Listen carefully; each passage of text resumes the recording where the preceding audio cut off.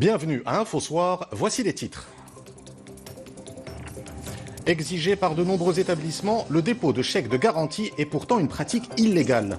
Le sujet revient sur le devant de la scène. Que dit précisément la loi? Élément de réponse dans cette édition. En Algérie, le mouvement de contestation se poursuit. À Alger, les manifestants expriment leur rejet de l'élection présidentielle. Les protestataires dénoncent également un nouveau projet de loi sur les hydrocarbures.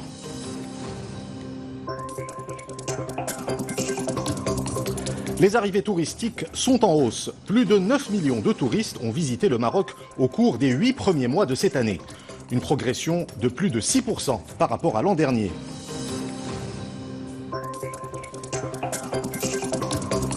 Il a composé la musique de chefs-d'œuvre du cinéma italien. Nicola Piovani a travaillé avec des réalisateurs comme Federico Fellini et Roberto Benigni. Il a interprété à Casablanca ses plus célèbres compositions. Madame, Monsieur, bonsoir. C'est une pratique illégale qui a longtemps alimenté les débats. Les chèques de garantie exigés par certains établissements. Nombreuses, en effet, sont les structures à demander le dépôt d'un chèque de garantie. Une mesure qui n'est pas conforme, car en aucun cas, un chèque ne peut être conservé en tant que garantie. Que dit la loi? Quels sont les risques encourus? Élément de réponse dans ce reportage de Salim Abnabo et Soumiya Doheimi. Signer un chèque de garantie pour permettre à l'établissement avec lequel on fait affaire de sécuriser son paiement. La pratique est devenue monnaie courante. Bon nombre d'entre nous ont un jour été confrontés à cette situation, loin d'imaginer les conséquences. Le chèque peut être rempli et avec ça, ils peuvent encaisser. Moi, je trouve que c'est pas correct. Non, moi, je suis contre le chèque de garantie. Vous savez que c'est interdit par la loi? Je ne savais pas. Je ne donne plus de chèques, c'est terminé. J'ai déjà eu des problèmes et je ne le fais plus. Un chèque garanti, si tu n'as pas la somme, par exemple, qui risque de l'opposer, ça vous fait un incident bancaire, il y a une suite judiciaire. Et justement, la loi est claire sur le sujet. Toute personne qui, en connaissance de cause, accepte de recevoir ou d'endosser un chèque conservé à titre de garantie est punie d'un emprisonnement d'1 à 5 ans et d'une amende de 2 000 à 10 000 dirhams. Si le titulaire du chèque ne dispose pas du montant, il ira en prison. C'est évident. L'enquête, s'il y en a une et qu'il décide de se rendre à la police judiciaire, retindra qu'il aura signé le chèque. Et à ce moment-là, il lui sera difficile, voire impossible, de prouver que c'était un chèque déposé à titre de garantie. Les chèques refusés se chiffrent par milliers. C'est pourquoi les législateurs doivent trouver une alternative. Chaque année, au moins 850 000 affaires de chèques sans provision sont recensées. Plus de la moitié résulte de l'utilisation de ce mode de paiement utilisé comme moyen de garantie. Et le ministère de la Santé réaffirme l'illégalité de cette pratique dans le secteur. Je vous propose d'écouter à ce propos le directeur de la réglementation et du contentieux au sein du ministère.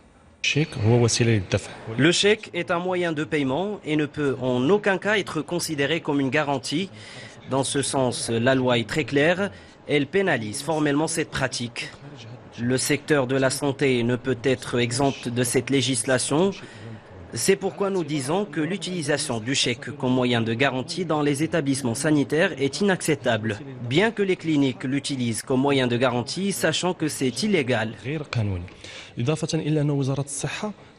Le ministère de la Santé souligne également que pour garantir aux citoyens le droit à l'accès aux soins, il faut que la relation entre le citoyen et les cliniques se fasse dans un cadre légal.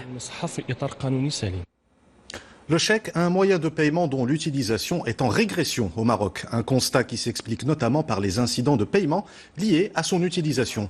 Le chèque représente désormais 14% des paiements réalisés en 2018 contre 24% en 2017. C'est ce qu'affirme Banque el-Maghreb dans son rapport annuel.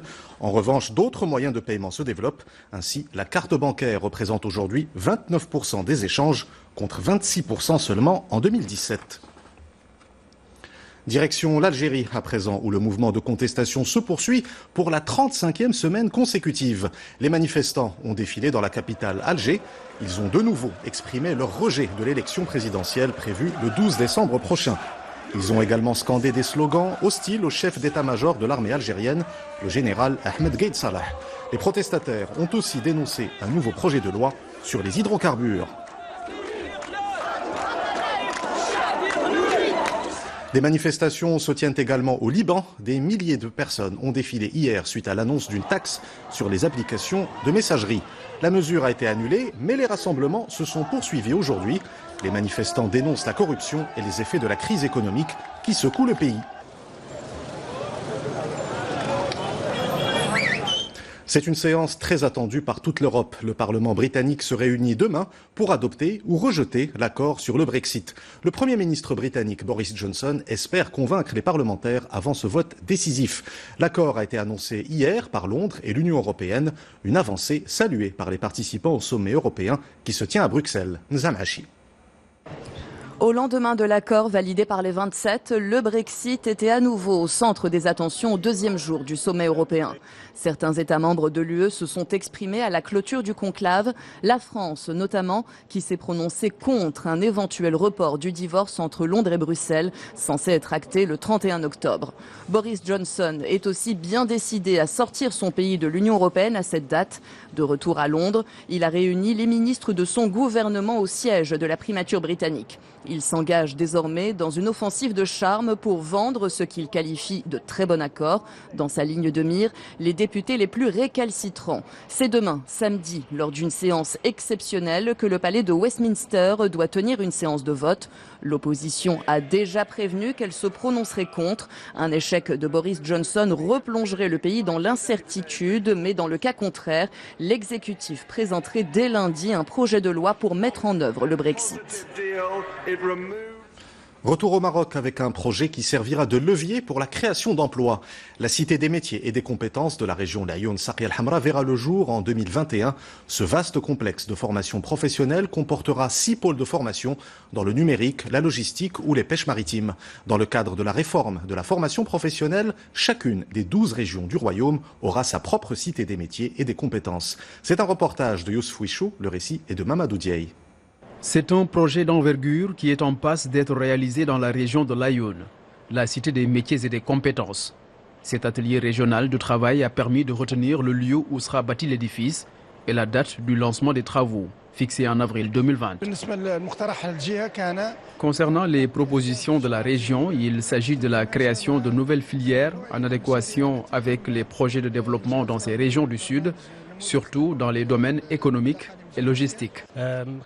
Aujourd'hui, on a insisté sur la formation technique spécialisée dans la sécurité professionnelle pour réduire les accidents de travail. Le projet offre 6 pôles de formations économiques génératrices d'emplois avec une capacité d'accueil de 2000 stagiaires, des formations aux métiers de la pêche, du transport et logistique, du numérique et offshoring, mais également les métiers de la santé, de l'artisanat, entre autres, y seront dispensés. La nouvelle offre de formation qui est proposée concernant les métiers et les compétences de la région de Laayoune Saqiya Hamra offre 46 débouchés aux 2000 bénéficiaires. Le projet de dimension nationale lancé par Sa Majesté le roi Mohamed VI s'inscrit dans le cadre de l'amélioration de la qualité de l'enseignement professionnel, adapté aux besoins du marché du travail. Le démarrage des activités du centre est prévu en septembre 2021. Focus à présent sur une activité agricole qui se développe dans la région de l'Haouz. La production de pommes y dépassera 40 000 tonnes en 2019. Les jeunes agriculteurs de la région ont bénéficié de formations pour améliorer les rendements des surfaces agricoles dédiées à la production de pommes. Le rendement moyen est désormais de 18 tonnes par hectare. C'est un reportage de Hassan Houban et Adil Bouzkri. Le récit est de Oussama Al-Bqali. Nous sommes dans le village d'Esgour, dans le Haouz, où la récolte des pommes a commencé.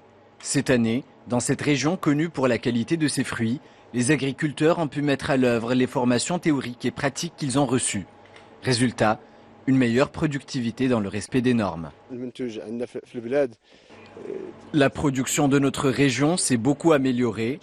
Aujourd'hui, 1 hectare donne jusqu'à 18 tonnes de pommes. La vente de ces récoltes couvrira les charges de 36 agriculteurs. Réunis au sein de la coopérative Imi Wardouz, ces jeunes agriculteurs profitent des infrastructures de stockage et d'une chaîne de froid installée par le ministère de l'Agriculture afin de valoriser le produit local.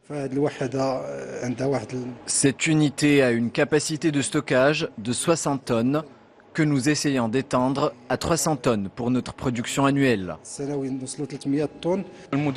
La direction régionale de l'agriculture a accompagné les agriculteurs cette année, techniquement à travers l'organisation des domaines agricoles et financièrement en subventionnant les plantations. Des initiatives du ministère de tutelle qui ont permis une augmentation de la production de cette région qui a atteint cette année 40 000 tonnes. Les arrivées touristiques sont en hausse. Plus de 9 millions de touristes ont visité le Maroc au cours des 8 premiers mois de cette année. Une progression constatée notamment au niveau des principaux marchés émetteurs. Plus de développement avec Mehdi Foudi. Un charme particulier, un climat idéal et des paysages à couper le souffle. La destination Maroc attire de nouveaux visiteurs et de nouveaux marchés. Depuis 3 ans, le Maroc gagne 1 million de touristes par année. Le secteur reprend des couleurs. Un total de plus de 9 millions de touristes ont visité le royaume au terme des 8 premiers mois de l'année, ce qui représente une progression de 6,4% par rapport à la même période en 2018. Tous les principaux marchés émetteurs ont affiché des hausses au cours de cette période, notamment l'Italie avec 10%, le Royaume-Uni plus de 8%, la France et l'Allemagne plus de 7%. Ces chiffres publiés par l'Observatoire du tourisme relèvent également que les 2 pôles touristiques que sont Marrakech et Agadir ont généré à eux seuls 57% des nuitées totales à fin août 2019. Selon l'Office d'échange, les recettes voyage ont dépassé les 52 milliards de dirhams à fin août 2019 contre 49,98 au titre de la même période de l'année précédente, soit une augmentation de 4,5%. Une progression des arrivées touristiques qui se reflète également au niveau du trafic aérien. L'aéroport de Dakhla a enregistré une hausse du trafic de passagers en août dernier, une hausse de plus de 39% par rapport à l'année précédente. C'est ce qu'affirme l'Office national des aéroports. Nous ouvrons la page culturelle de cette édition avec le concours Ana Mghribi, une compétition de films courts dont les prix ont été remis hier soir à Casablanca à l'Institut français. Les participants devaient réaliser des œuvres ne dépassant pas 90 secondes autour du thème de l'engagement. C'est un reportage d'Abdelrahim Bouhdioui, le récit est de Samia Harissi. Pour réaliser un film, il ne faut pas forcément de gros moyens. C'est ce que prouvent depuis 5 ans les lauréats du concours Ana Mghribi, Ana Mghribiya. Ils ont moins de 30 ans, ont la passion du cinéma et de l'image et doivent s'exprimer en 90 secondes sur un sujet précis. Thème de cette année, l'engagement. Et c'est Soukaina Biadillah qui a remporté le premier prix pour son film Ma fille. C'est vraiment quelque chose d'extraordinaire, c'est vraiment bien que ça nous arrive à cet âge et puis c'est vraiment une ouverture pour nous dans l'avenir, pour nos futurs métiers, je pense. Moi je suis un amateur, j'ai commencé la vidéo il y a moins de 6 mois, donc ce prix ça me motive, ça me donne envie de continuer, de faire encore plus de contenu pour plus tard. Yassine Guider et Samil Brahimi ont raflé quant à eux les 2e et 3e prix pour Hani Jay et 6 O'Clock. Un jury composé de professionnels du cinéma, de la communication et de l'image ont eu la lourde tâche de sélectionner les films primés. On est très heureux d'être aux premières loges pour découvrir les nouveaux talents de la vidéo et du cinéma au Maroc. Ils sont jeunes, ils n'ont pas de moyens, ils ont de bonnes idées. Leur créativité leur permet de dépasser toutes ces complications et contraintes qu'ils peuvent avoir. Ana Mghribi, Ana Mghribiya, lancé en 2014 par l'Institut français du Maroc, propose tous les ans aux jeunes de réfléchir en images sur des thèmes de société comme le vivre ensemble, le changement climatique ou encore l'ouverture sur le monde. Elle a joué dans plus de 70 films et a obtenu un Oscar en 2008. L'Écossaise Tilda Swinton va présider le jury du Festival international du film de Marrakech. Elle succède au réalisateur américain James Gray. La 18e édition du festival se déroulera du 29 novembre au 7 décembre prochain. Avant de nous quitter, je vous rappelle l'une des principales informations de cette édition.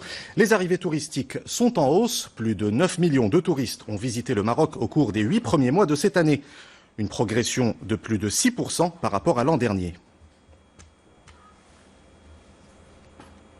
C'est la fin de cette édition. Vous retrouvez tout à l'heure Hicham Ralfaoui pour Al Masaiya. Quant à moi, je vous dis à demain. Excellente soirée sur 2M.